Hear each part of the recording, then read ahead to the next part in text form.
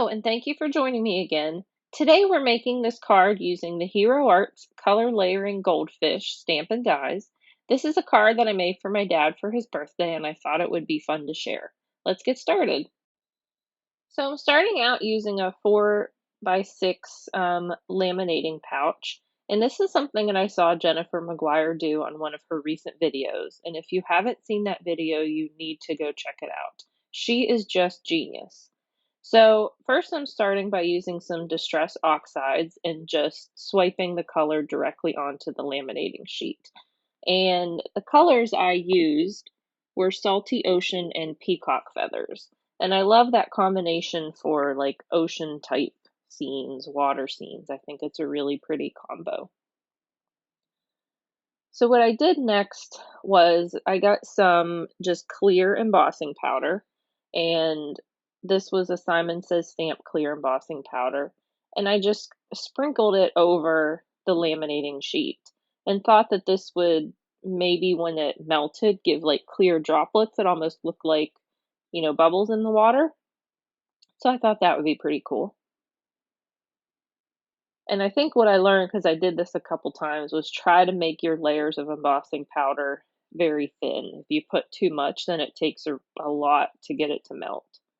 Next, I used the sand embossing powder that I got in one of the Hero Arts My Monthly kits, and just kind of sprinkled that along the bottom.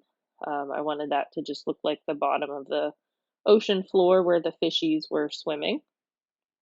And I think even what I put here was a little bit too much of a layer, so you want to go pretty thin when you're doing this. And I had my laminator on in the background heating up, and then I'm just going to go put this through. Now usually if I'm just laminating just a regular, laminating sheet with paper in it, I don't put it through a carrier sheet, but I did put this in between some copy paper because I didn't want the ink to run out of the sides and get all over the inside of my laminator. We're going to go ahead and move on to the stamping now. I'm using some Hero Arts mini ink cubes and some Simon Says Stamp mini ink cubes. I did have to run that laminating sheet through my laminator a couple times, so we will come back to that later. I'm using my MISTI with this because I find that when you're color layering stamps, it's a lot easier to use a stamp positioner. And I also like it because I can do multiple impressions. I like to line the stamps up towards the bottom of the sheet on the stamp positioner because after you stamp these two, we can flip the paper around and stamp two more at the bottom of it without having to move our stamps. I'm starting for the base layer of the fish with the Hero Arts Butter Bar ink. I thought that was a nice yellow to get our fish started. And then we'll put the detailed layer on with the Hero Arts Soft Cantaloupe ink. Once we have those stamped down, we're just going to flip the paper around and then we can stamp them again at the bottom of this side. We'll go ahead and get our stamps cleaned off and then we'll work on the next layer or the detailed layer of the fish. Now we will get the two detailed layer images for our fish and line those up as best we can over the base layer. It's sometimes hard to line these up when you're color layering, but even if you're off a little bit, it's going to be barely noticeable. I find it easiest to look for something that's kind of the same on each stamp. So their eyes on this one, I found were easiest to line them up with their eyes and kind of that top fin. And when we get those lined up, we'll close the door of our MISTI, pick the stamps up, and then I'm inking this one with the Hero Arts Soft Cantaloupe ink. And I love this part after you stamp the detailed layer and open up the MISTI, and look how cute those are. So we do have one more layer for each, and these Hero Art sets kind of give you a diagram on the back of which stamp goes with each fish. We have one more layer, and that's the detailed for the eyes and the gills there. So we're going to line those up on each of them. Now I'll be using the Brutus Monroe Raven Detail ink on these. It's my favorite black ink for detailed images. It gives you a really nice crisp image and you can use it for Copic and watercoloring. Look how cute those little fish are. I think getting that last layer on there with the eyes is just the finishing touch. So now we're moving on to the seaweed. And there's 3 different ones here. So I'm going to line them up off to one side of the paper. So once we stamp those, we can flip our paper around and get 3 more images without having to move those stamps, because they can be a little bit tricky with these thin small stamps to get positioned just right because they stick to your fingers, but once you get them on there, it works really well with the stamp positioner. And I will be using the Simon Says Stamp mini ink cubes in Willow and Fern for these seaweed images. And first I'm just going to ink up the whole image with the Willow, and then I'm going to come in with the Fern, which is a little bit darker color, and just kind of get select areas of that stamp, just some on the side, some in the middle, just to give it a little bit of dimension and different color, but not inking up the whole stamp with this darker color.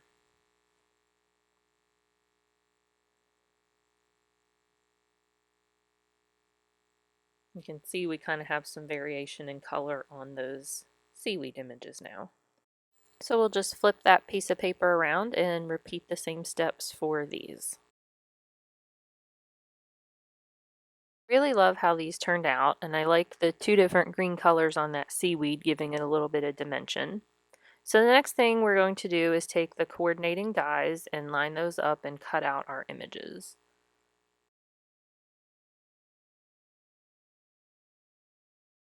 So now that we have all of our images cut out, we'll move on to the rest of the card.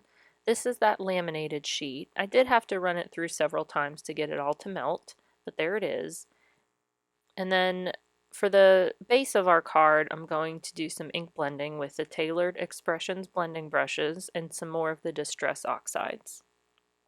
So first I'm using the Salty Ocean, and we're just going to blend this over the whole background. I have that little post-it note out because once you have some of the Distress Oxides laid down, you don't want to really touch that part with your fingers because you will get fingerprints all over it. So I often use just a post-it note to help hold it down while I'm blending the other side of the paper.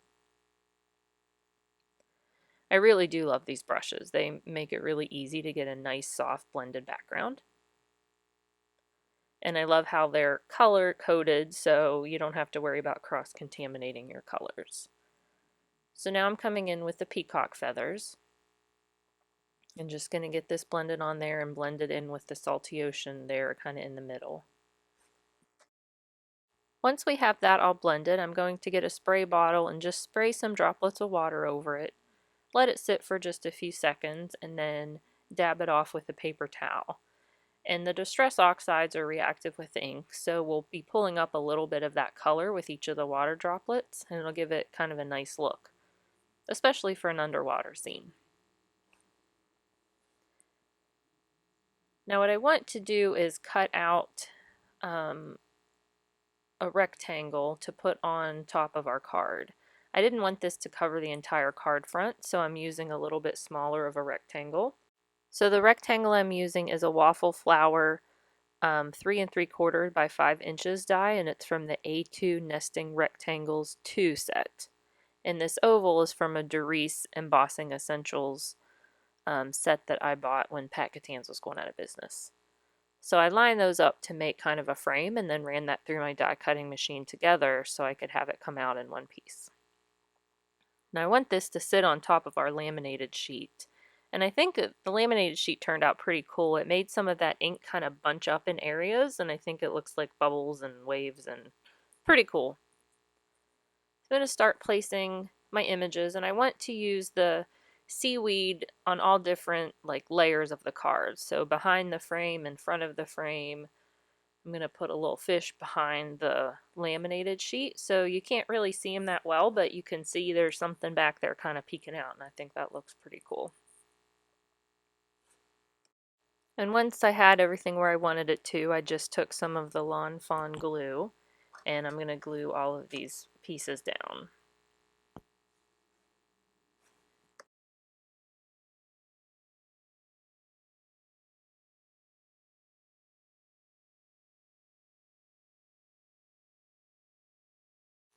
And I did use some purple tape here to kind of hold that laminated sheet in place while I was gluing some things down, because it was kind of getting difficult. That was moving around while I'm trying to put things in between it and behind it. So I use this purple tape all the time, and not just because it's purple, but I really like that it's kind of low tack, so I don't have to worry about it ripping my paper when I'm using it, but it does help hold things into place. And I'm just being careful when I'm putting my glue down that it's not going to be in an area where it's on that see-through laminated part, so I don't see glue kind of peeking through there. So there's plenty of places that aren't going to be showing where we can put our glue.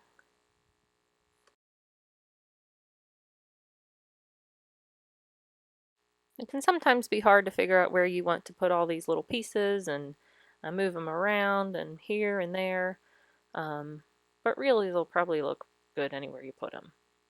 So I just have to commit and put them down. Once I get everything down, I cut off a couple little pieces that were hanging over the edge, and there is our card front. I do think those little fishes are pretty darn cute. And I like the way the laminated sheet turned out in the background with those clumps of ink and embossing powder. I think it looks pretty cool.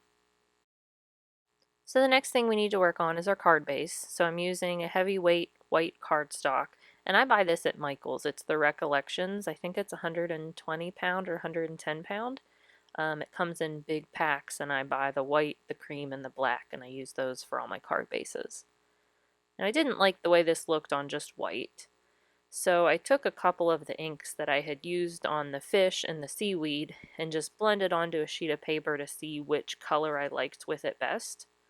So I tried that butter bar first, and then this is the willow. And when I'm holding it up, I really liked the way the willow looked better. So I'm going to just do some ink blending with the willow around just the edges of the card. I wanted it to where when we put the card panel on, you could see the green around the edges of it, but not in the center where that laminated sheet is. So I just was careful to do just enough of the edges and not get too close to the center. And this is a really good thing to do when you need like a colored card base, but you don't have a heavyweight one, or you don't have one that matches the colors you used, and then you can just use some ink and blend it on and make it look like colored cardstock. And then I just used some foam adhesive to put that on the back of the panel to give us a little bit of dimension. Now I needed to work on the sentiment, and I decided to just use that piece of scrap paper that I blended the green onto and blended it just a little bit further. And I just dried that a little bit with my heat tool because I want to emboss this, and I wanted to make sure none of the ink was still wet that would take any of the embossing powder up. So I'm just feeling it. It feels pretty dry, but what you can do is use your magic powder bag to get any static off of there, help dry it a little bit further. And I'm going to use some white embossing powder. And this is the Alabaster embossing powder from Brutus Monroe. I just have it in a little jar. And I'm just sprinkling some on it to check and see if it sticks anywhere. It looks pretty good. It's stuck in one place, but that's going to be further up than I need to stamp. So I'm going to go ahead and stamp my sentiment on. So I'm just lining up the sentiment with the bottom of that sheet right there. And I already used the magic powder bag on here to decrease any static. And now I'm stamping it with the Brutus Monroe embossing ink. I'm going to use the Alabaster embossing powder. Make sure we have a good layer on there. And we'll go ahead and get that embossed. So here I'm just trimming it up to a little sentiment strip, and I'm leaving a little bit on each edge because I'm not quite sure right now where on the card I want to put it, so I'm just kind of moving it around, seeing where I liked it. I did like it up in that left corner, but then the edge of it was covering up the little fish that was behind the laminated sheet, so I decided to put it down here. So I just had to cut a little angle off of that one edge so it could fit under that goldfish right there. Here I'm going to put some of the Pretty Pink Posh clear droplets on the background here just to look like little bubbles. Sometimes I think it's hard to figure out where to put these little embellishments like sequins and things on your card, but then it's like just put them down and they'll look good. So I'm adhering these with the Lawn Fawn glue again. And this glue does dry clear, so once it dries you won't see that white haze behind each of the bubbles. And then that's pretty much it. Thank you for joining me for this card, and I hope you enjoyed it. If you have any questions, please leave them in the comments below, and if you enjoyed, please give a thumbs up. Thanks!